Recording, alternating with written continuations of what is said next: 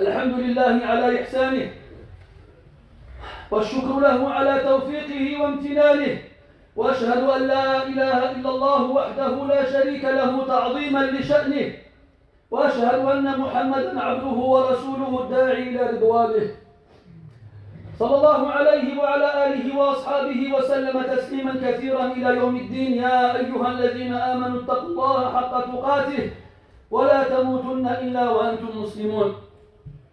Chers musulmans, l'imam al-Bukhari ainsi que l'imam Ahmed et d'autres grands savants de la narration du prophète alayhi salatu wassalam ont rapporté d'après un nombre important de compagnons du prophète alayhi salatu wassalam comme Abdullah ibn Omar et Abdullah ibn Abbas et Anas et Ubay ibn Ka'b et d'autres, radiyallahu anil jami', une histoire de plusieurs versions qu'on a regroupées dans un seul contexte. À l'époque du prophète alayhi salatu wassalam, le toit était fait avec des troncs de palmiers. Et un de ces troncs-là servait au prophète alayhi salatu wassalam pour deux raisons. Il lui servait pour monter dessus lorsqu'il faisait le prêche du vendredi, et il lui servait aussi lorsqu'il faisait la prière, il était posé devant lui. Un compagnon du prophète alayhi salatu wassalam lui a proposé, car il était menuisier, de lui confectionner une chaire qui le mettrait en hauteur afin que les gens puissent le voir de loin et ainsi que plus de monde puisse entendre sa noble parole. Et le prophète a accepté cette proposition alayhi salatu wassalam. Alors la chaire a été confectionnée avec 3 marches, dont la plus haute sur laquelle se tenait le prophète alayhi salatu wassalam.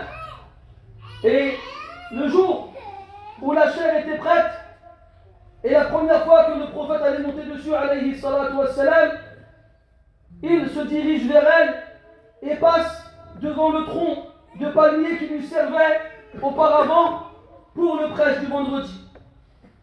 Après l'avoir dépassé, on a entendu émettre du tronc du palmier un son comme comparable aux pleurs d'une chamelle qui est en train d'enfanter. Ce tronc de palmier s'est mis à crier comme un taureau et s'est mis à trembler jusqu'à se fendre et se déchirer. Tout le monde a entendu ce cri et le prophète lui-même alayhi salatu wassalam l'a entendu aussi. Il descend de la chaire sur laquelle il va le monter et il se dirige vers ce tronc de palmier et il pose dessus sa main, puis il la passe au-dessus du tronc et enfin il le prend dans ses bras comme on console un enfant en train de pleurer. Il le prend dans ses bras et petit à petit le son qu'on entendait du tronc du palmier commence à s'estomper et à disparaître. Puis le prophète alayhi salatu wassalam s'est retourné vers ses compagnons radiyallahu anhum et leur a dit, il s'est mis à pleurer parce qu'il n'a plus entendu le rappel que je faisais sur lui auparavant. Puis il a dit alayhi salatu wassalam, et si je ne l'avais pas pris dans mes bras, il aurait continué à pleurer comme ça jusqu'au jour de la résurrection. Mes frères, en entendant une telle histoire, on peut s'étonner. Comment est-ce qu'un tronc de palmier pourrait-il pleurer et crier? Mais en vrai, wallah, il n'y a pas à s'étonner. Ça, c'est l'effet de la science utile sur des créatures inertes. Ne lisez-vous pas le Coran? Allah ne dit-il pas dans le Coran, لو أنزلنا هذا القرآن على جبل, si nous avions fait descendre ce Coran sur une montagne, لرأيته خاشعا, tu l'aurais vu s'affaisser, متصدعا, se fendre, من خشية الله, par la crainte d'Allah subhanahu wa ta'ala. Si ça c'est l'effet de la parole d'Allah sur une montagne et de la parole du prophète alayhi salatu wassalam sur le tronc d'un palmier, quel devrait être l'effet de ces paroles bénies sur les cœurs des fils d'Adam? Comment devrait-on réagir en entendant la parole d'Allah et de son messager alayhi salatu wassalam. Allah ne dit pas dans le Coran لَقَدْ مَنَّ اللَّهُ عَلَى الْمُؤْمِنِينَ. Allah a fait don de sa grâce aux croyants. إِذْ بَعَثَ فِيهِمْ رَسُولًا مِنْ أَنفُسِهِمْ, en leur envoyant un messager qui vient d'eux. يَتْلُو عَلَيْهِمْ آيَاتِهِ, il leur récite les versets du Coran. وَيُزَكِّيهِمْ, et il les purifie. وَيُعَلِّمُهُمُ الْكِتَابَ وَالْحِكْمَةَ, et il leur apprend le livre et la sagesse, sa noble tradition alayhi salatu wassalam. وَإِنْ كَانُوا مِنْ قَبْلُ لَفِي ضَلَالٍ مُبِينٍ, alors qu'auparavant ils étaient certes dans un égarement manifeste. Wallahi mes frères, lorsque l'on regarde comment les compagnons du prophète alayhi salatu wassalam réagissaient quand le prophète s'adressait à eux alayhi salatu wassalam, on voyait des réactions extraordinaires. Ils ne bougeaient plus, ils étaient immobiles, on les confondait avec des rochers ou avec des troncs. Ils baissaient la tête et c'est comme si les oiseaux pouvaient se poser sur leur tête. Et lorsque le prophète alayhi salatu wassalam leur parlait du paradis et de l'enfer, c'est comme s'il l'avait devant leurs yeux. Lorsqu'il les exhortait, ils baissaient la tête en reniflant, comme celui dont la mort veut se liquéfier lorsqu'il pleure. Voici comment les compagnons radiyallahu anhum agissaient lorsque le prophète s'adressait à eux alayhi salatu wassalam. Et ne croyez pas que cela était propre aux compagnons du prophète alayhi salatu wassalam, car celui qui lit les livres d'histoire constatera que cet effet était très présent dans les premières générations et chez les pieux et les vertus de notre communauté jusqu'à aujourd'hui. L'imam Malik, à titre d'exemple, rahimahullah ta'ala, nous parle d'un de ses professeurs qu'on appelle Ayyub al-Sakhtiyani. L'imam Malik, rahimahullah, était très méticuleux dans le choix de ses professeurs. Il ne rapportait pas le hadith de n'importe qui. Et lorsqu'il a entendu parler d'Ayyub al-Sakhtiyani, il s'est rendu auprès de lui et il s'est assis à son assise. Et il a constaté qu'à chaque fois que Ayyub était en train de rapporter un hadith du prophète et qu'il arrivait à Qala Rasulullah sallallahu alayhi wa sallam, il pleurait tellement qu'il n'arrivait pas à finir la parole et que les gens avaient de la compassion pour lui. Et si nous voulions citer d'autres exemples, il nous faudrait plusieurs vendredis de suite pour en faire le tour. Donc, la question, mes frères, ma question, chers musulmans, c'est ces paroles du prophète, alayhi salatu wassalam, elles nous sont parvenues après de longs siècles. Les musulmans se les ont transmis de génération en génération, de façon à ce qu'on puisse les entendre aujourd'hui fraîchement, comme si elles venaient de sortir de la bouche du prophète, alayhi salatu wassalam. Et pourtant, ces paroles du prophète, alayhi salatu wassalam, sont citées et récitées tous les vendredis dans toutes les mosquées, aux oreilles des musulmans. Mais est-ce que l'effet est le même? Est-ce que ces paroles-là ont un effet sur nos cœurs? Al-Hassan al-Basri, rahimahullah ta'ala, après avoir cité le hadith qu'on a dit au début du prêche, le hadith du palmier qui pleure, parce que la parole du prophète lui manque, alayhi salatu wassalam, il dit, c'est un morceau de bois, c'est un vulgaire morceau de bois, à qui la parole du prophète manque, alayhi salatu wassalam. Et nous, qui sommes faits de chair et de sang, ne devrions-nous pas mériter plus encore que la parole du prophète nous manque, alayhi salatu wassalam? Mais la vraie question, c'est est-ce que vraiment le prophète nous manque, alayhi salatu wassalam? Est-ce que vraiment on veut entendre sa parole, alayhi salatu wassalam?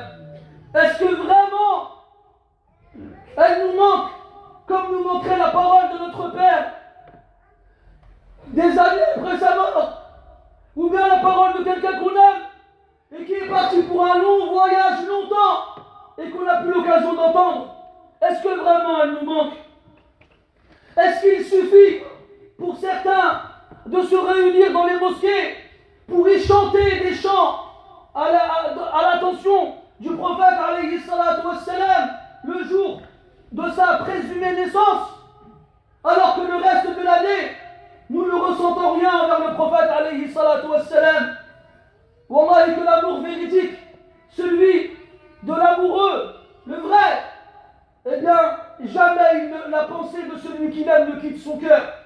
Lorsqu'il ouvre les yeux matin, le premier visage qui apparaît à ses yeux, c'est celui de celui qu'il aime. Toute la journée, il pense à lui, et lorsqu'il est loin de lui, il est triste. Et il attend avec impatience le jour où enfin, il sera à ses côtés. C'est comme ça, normalement, que l'amour du prophète devrait se manifester dans nos cœurs, et ça tous les jours. Alors, qu'est-ce qui s'est passé? Qu'est-ce qui s'est interposé entre nous et cela? La réponse, mes frères, c'est la dureté du cœur. Les cœurs se sont endurcis. Nous avons des cœurs, mais nous ne comprenons rien avec. Nous avons des cœurs desquels la clairvoyance a été retirée et elle ne peut plus rien voir de ce qu'Allah Ta'ala veut nous montrer. Des cœurs qui sont encore plus durs que la pierre. Comme Allah le dit dans le Coran, ce ne sont pas les yeux qui sont touchés de cécité, mais ce sont les cœurs dans les poitrines. Mes frères, si nous ne trouvons pas dans nos cœurs l'envie de rencontrer le prophète alayhi salatu wassalam et d'écouter sa parole alayhi salatu wassalam, et sachez malgré tout que le prophète, lui, alayhi salatu wassalam, a eu envie de vous voir, a eu envie de vous rencontrer. Il a été rapporté que le prophète alayhi salatu wassalam s'est rendu au cimetière avec ses compagnons radiyallahu anhum. En entrant, il fit l'invocation que l'on fait en entrant au cimetière. Assalamu alaykum dara qawmin mu'minin. Que la paix soit sur vous, ô demeure d'un peuple croyant. Wa inna insha'Allahu bikum lahiqun. Et certes, nous allons vous rejoindre si Allah le veut. Puis il a dit alayhi salatu wassalam, Wadittu anni raqitu ikhwani. Il a dit, j'aurais tant voulu, j'aurais tant souhaité, j'aurais tant aimé voir mes frères. Et là, les compagnons radiyallahu anhum, ils s'étonnent. Ils nous disent, Ya Rasulallah, ne sommes-nous pas tes frères? Et là, il leur répond, alayhi salatu wassalam, vous êtes mes compagnons. C'est encore mieux, car ils ont pu l'accompagner durant son vivant. Mes frères sont des gens qui ne sont pas encore venus. Ils croiront en moi alors qu'ils ne m'ont jamais vu. Puis les compagnons radiyallahu anhum lui dirent, Ya Rasulallah, comment reconnaîtras-tu tes frères si tu ne les as jamais vus? Il a répondu, que pensez-vous d'un homme qui possède des chevaux avec des traces blanches sur le front et au-dessus de chacun de ses sabots? Et ces chevaux-là se seraient mélangés au milieu de chevaux noirs et sombres sur lesquels il n'y a aucune blancheur. Aurait-il du mal à reconnaître ces chevaux? Les compagnons ont dit non, radiyallahu anhum, il n'aura aucun mal. Alors, le jour de la résurrection, je reconnaîtrai mes frères avec les traces des ablutions. Ils viendront avec de la lumière sur leur visage, de la lumière jusqu'à leur coude et jusqu'à leur cheville. Et je les précéderai, au bassin, car le jour de la résurrection, chaque prophète se verra accorder un bassin. Et le bassin du prophète sera le plus grand. Je les précéderai au bassin. Je les attendrai là-bas. Et ils me rejoindront. Mais il y aura des gens parmi eux que l'on écartera et qu'on éloignera. Comme on éloigne le chameau perdu du troupeau de la personne. Alors je dirai, venez par ici, rejoignez-moi. Mais on me répondra, tu ne sais pas ce qu'ils ont fait après toi. Ils n'ont cessé de changer et de changer. Alors le prophète a dit à ce moment-là, alayhi salatu wassalam, je leur dirai, suhqan, liman baddala ba'di, que soient éloignés ceux qui ont changé après moi. Chers musulmans, il nous suffit de suivre ce prophète et ce messager, alayhi salatu wassalam. Nous n'avons pas besoin d'inventer des choses qui n'ont pas été légiférées. Nous devons de nous cramponner fermement à sa noble tradition, la tradition du meilleur des hommes qui est foulé cette terre, alayhi salatu wassalam. Nous devons, comme il a lui-même dit, nous la mordre à pleines dents et nous y accrocher fermement. Comme nous devons faire attention aux nouveautés et aux innovations, car les innovations et les nouveautés ne sont que des égarements. Et Allah dit dans le Coran, فَلْيَحْذَرِ الَّذِينَ يُخَالِفُونَ عَنْ أَمْرِهِ, que ceux qui s'opposent à son ordre prennent garde أَن تُصِيبَهُمْ فِتْنَةٌ, à être touchés par une tentation ou une épreuve, أَوْ يُصِيبَهُمْ عَذَابٌ أَلِيمٌ, ou d'être touchés par un châtiment douloureux. نسأل الله سبحانه وتعالى بأسمائه الحسنى وصفاته العلى أن يجعلنا من أتباع رسوله حقا. اللهم اجعل في قلوبنا حبا صادقا لعبادك يا أرحم الراحمين.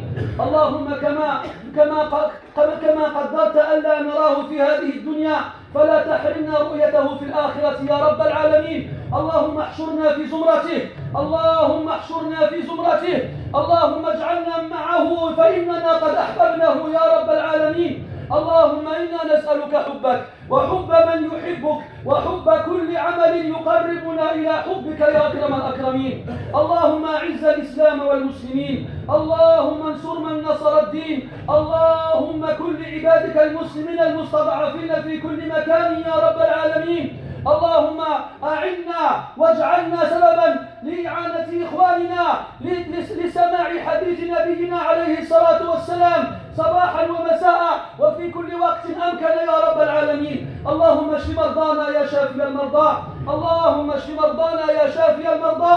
اللهم من كان من عبادك هؤلاء مريضا فأبدل سقمه صحة ومرضه عافية.